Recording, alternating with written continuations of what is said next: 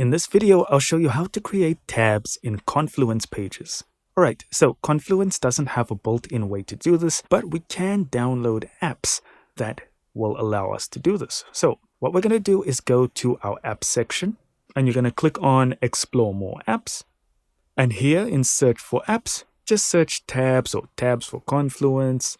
And I'm going to use this one. It's the most popular one and is recommended by Confluence themselves. So it's got to be good, hopefully.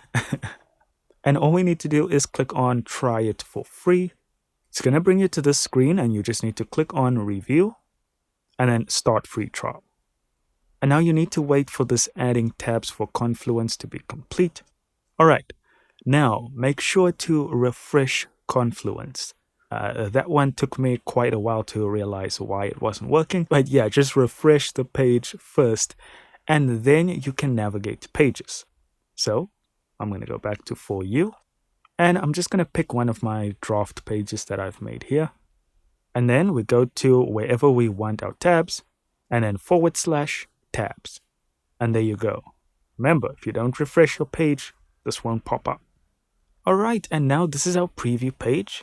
And the rest is pretty simple here. So here are our respective tabs. We can just name them whatever we want. And here we can add more tabs. And then you can add icons to a specific name. You can choose your text alignment. Let's add some icons to the others. Then you can choose horizontal tabs, vertical tabs. You can change your header styles. So let's make this one rounded. And you can even change your default colors here, as well as add borders. And when you're ready, just hit save. And there you go. Now you can edit these tabs and write in whatever you want. And there you go. You've now created tabs in Confluence. Guys, thank you so much for watching. Don't forget to hit like, hit subscribe, and I'll see you in the next video.